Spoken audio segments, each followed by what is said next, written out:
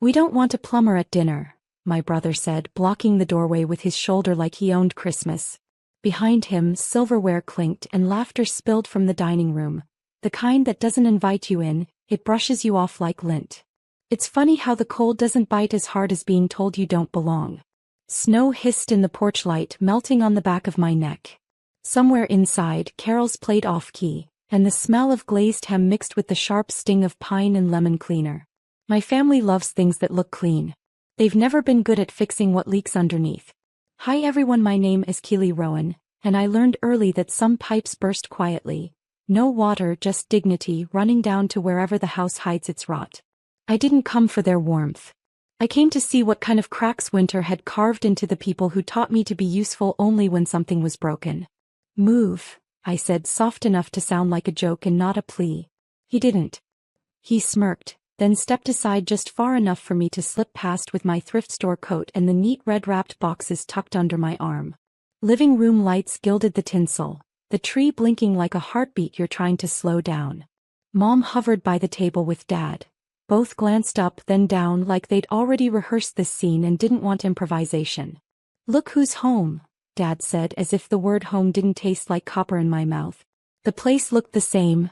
Family portraits, award plaques, that heavy clock that pretends time is generous. I counted seats. I counted forks. I counted how many times I'd swallowed hard in this house and called it gratitude. We ate. Or rather, they performed eating. My brother told stories that weren't his, dressed in confidence he didn't pay for. Mom laughed on cue. Dad poured wine and let it bloom into the air. Nobody asked about my week or the smell of solder that clung to my hands or why my cuticles bled. They did, however, nudge a square package my way, paper patterned with Santa hats and a tag that said, "For our fixer." I peeled it open. A toolbox. Bright. Shiny enough to see my eyes framed in red and green. "For the one without a family," I joked, and they laughed too loudly, relieved I'd saved them the labor of cruelty. I smiled back, set the box down gently and slid my 3 gifts beneath the tree, one for each of them, labels facing out like door plates. Not every leak screams when it starts. Some just spread, silent as melted snow, until the foundation feels it. Tonight the pressure was theirs. The room turned syrupy with silence when I pushed their gifts toward them. My brother tore into his first, eager, greedy, like he always had been. But instead of electronics or clothes, he found a thick envelope with his name typed bold across it. His smirk faltered. Pages slid out. Overdue notices, credit card bills, loan rejections. "What the hell is this?" he muttered, voice cracking into the laughter he couldn't find. "Plumbing," I said, leaning back in my chair. "Fixing leaks you all pretend don't exist." Mom's fingers twitched before she even touched her own package. She unwrapped it slower, dread creeping in like frost on a window pane. Her pile was heavier. Stacks of unpaid property taxes, insurance lapses, even the loan Dad took out against his pension. Dad's turn was last. He ripped the paper in one quick motion, trying to look unfazed. But when the folder snapped open, his face dropped gray like cement setting too fast. Collection letters. Final notices. The kind of words that don't sound like words at all. They sound like shackles. "You've been in my mail," Dad said, quiet as a warning. I met his eyes. "You left it all dripping." I just carried the bucket. The air thickened. No clinking forks now. No carols humming from the speakers. Just the ugly breathing of a family caught naked under fluorescent light. My brother shoved his papers away, laughter trying to crawl back into his throat but choking on itself. "You think this makes you better than us? You're still the plumber. The hired help. Always under us." Something in me stilled. His words didn't sting the way he wanted. They rang hollow like tapping on an empty pipe. No water left, just echoes. I sipped my water slow. Let the silence stretch until even the clock above the mantel ticked too loud. "Maybe," I said, setting the glass down, "but at least I know how to shut the system off." And for the first time that night I saw fear bleed into their eyes, faint but undeniable, like the drip before the flood. Dad pushed back from the table so hard his chair screeched against the hardwood, the sound like a blade across metal. His jaw flexed, eyes narrowing into the kind of stare he used to silence me when I was a child. But I wasn't a child anymore. "You went through our things," he said, his voice low, a slow boil. No, I replied steady. Your things spilled into the world. You just didn't bother mopping up. Mom's wine glass trembled in her hand. She set it down carefully like one wrong move might shatter more than the glass. My brother scoffed, trying to salvage control. God, Keely, you think you're clever? Walking in here with your little revenge gifts? It's pathetic. Pathetic. That word always found me in this house. Pathetic when I couldn't afford college. Pathetic when I worked double shifts fixing pipes instead of shaking hands in boardrooms. Pathetic when I came home with dirt under my nails instead of polished rings on my fingers. But I wasn't the one drowning in overdue bills. Funny, I whispered, leaning forward. Pathetic is watching your whole life crack while you're too busy laughing at me to hear the walls groan. My brother's face flushed red, but he didn't speak. Mom reached for Dad's arm, whispering something I couldn't catch, her lips pale, trembling. Dad ignored her, eyes pinned to me like I was a threat he couldn't name. The lights above flickered once, just a surge from the heater kicking on, but the timing was perfect. Shadows bent across their faces, deepening the fear they wouldn't admit. This is Christmas, Mom finally said, her voice shaking. We're supposed to celebrate, not? Not what? I cut in. Not notice the rot? Her silence was answer enough. I stood slowly, my chair creaking back. The weight of the toolbox at my feet felt heavier now, not as a joke but as proof. Proof they tried to define me by what I fix, what I patch, what I hold together with my hands. But tonight I wasn't their plumber. I was the one who turned off the main valve and left them sitting in the silence of pipes that would never run again. And in that silence, for the first time, I wasn't the broken one. My brother shoved his chair back so violently it toppled over, crashing to the floor. You don't get to humiliate us in our own house. His voice cracked, half anger, half desperation. I didn't flinch. The storm had already broken inside me years ago. Tonight was just the lightning finding its target. I bent down, picked up the shiny red toolbox they'd given me, and set it gently on the table between the half-eaten dishes and their piles of debt. The metal lid snapped shut with a hollow clang that echoed through the dining room. You think this is humiliation? I asked, my voice calm enough to chill the air. This is the truth, wrapped in paper you can't tear away from. Dad's face twisted, his lips trembling like he wanted to roar but couldn't find the strength. He looked smaller suddenly, shoulders hunched as if the weight of the documents pressed down on him physically. Mom's mascara had smudged under her eyes, tears she didn't want me to see staining her carefully powdered skin. You've ruined Christmas, she whispered. No, I corrected. You ruined it years ago, every time you reminded me I wasn't enough. Every time you laughed at grease under my nails or called me a burden because I fixed toilets instead of chasing titles. Tonight I just gave you the mirror. The clock ticked louder, second by second, until the silence wrapped tight around all of us. My brother finally muttered, You're nothing, Keely. Always will be. I stepped closer, close enough to see the sweat bead at his temple. Nothing. I said softly. Then why does it feel like I'm the only one in this house holding all the power right now? His throat bobbed, but no words came. I leaned down, whispered just loud enough for all of them to hear. You gave me tools for Christmas.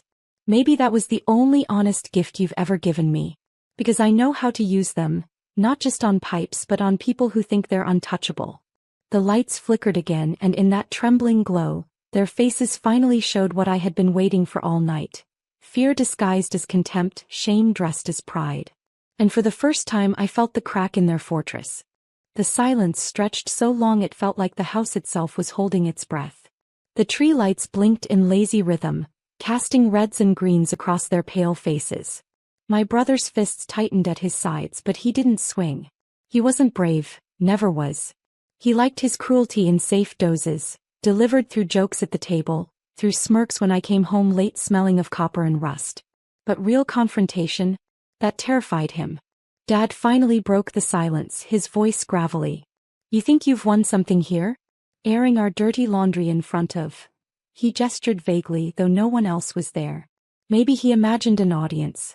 Maybe the idea of being exposed was worse than actually being caught. I tilted my head. I don't need to air it. It's already drowning you. I just turned the light on. Mom let out a sob she tried to swallow, pressing her napkin hard against her lips. The sight should have broken me. Once it would have. But tonight I saw it for what it was. the same performance she'd used to excuse their neglect. Tears for pity, not for change. I leaned on the table, steady, deliberate. You spent years making sure I knew my place. Fixing leaks, unclogging drains, cleaning up after messes no one else wanted to touch. Tonight, I'm giving you the gift of finally seeing your own mess. My brother barked, a laugh, brittle and sharp. What, you expect us to thank you? To bow down because you printed a bunch of bills? I smiled, slow, almost tender. No. I don't expect thanks. I expect silence. I expect you to sit here and realize that the plumber you mocked is the only one who knows how deep your cracks go. The air shifted. The heater clicked off, leaving the room colder, quieter. Dad's hand trembled as he reached for his glass, the wine swirling like blood in the dim light. You've forgotten something, I added, my voice barely above a whisper. Plumbing isn't just about fixing leaks. It's about shutting things off before the whole house floods. And when I said it, I saw it land. Their eyes darted to one another, fear thick as smoke. For once they weren't laughing. And I knew then I wasn't finished. This was only the beginning of their Christmas. The fire in the hearth popped, spitting sparks that faded before they reached the rug. No one moved. My brother's hands hovered over the bills like they might catch fire, like touching them would make the debt more real. Mom stared at me, her lips parted, searching for a script that didn't exist. Dad finally set his glass down, slow and careful, as if even the stem might betray him. You think you hold the cards, he said, voice brittle. But this house, this family, we've survived worse. I stepped closer, the old floorboards groaning under my boots. Survived? You call leeching off credit and pretending at Christmas survival? You call laughing at your daughter while she patched strangers' pipes to keep her lights on survival? The words poured from me sharper than I expected, but I didn't stop. I fixed homes where fathers stayed, where brothers carried boxes side by side, where mothers didn't turn their children into punchlines. And every night I walked back into my one-room apartment and thought, maybe one day they'll see me. Maybe one day they'll invite me in without the jokes. My throat burned, but I didn't let them see it. Tonight I learned the truth. You only wanted me around when you needed something patched. Not when I needed to belong. Mom whispered, "Tilly," soft, almost human, but too late. I straightened, cold settling into my spine like armor. So here's my gift. You don't need to pretend anymore. You don't have to call me family while treating me like labor. Their eyes widened as I reached into my bag and placed a final envelope on the table. Different from the rest. This one thick with signatures stamped official in black ink. My brother reached for it first, but I caught his wrist midair, holding his gaze until his bravado cracked. Then I slid it to Dad. Open it. He did, hands shaking. His eyes skimmed the papers, then froze. I watched the blood drain from his face as the reality sank in. Foreclosure notices. Bank withdrawal records. Every hidden corner of their foundation exposed. The clock ticked once, twice, like a gavel. And for the first time in my life I wasn't outside their door. I was the storm battering it down. Dad's lips moved, but no sound came out. His fingers clutched the foreclosure papers like they might dissolve if he let go. My brother leaned over his shoulder, eyes darting line by line, and then he shoved the folder back as if it had burned him. What did you do? He hissed, his voice strangled. I stayed perfectly still, letting the weight of the silence do its work. The tree lights blinked again, garish reds and greens painting their faces with the irony of festivity.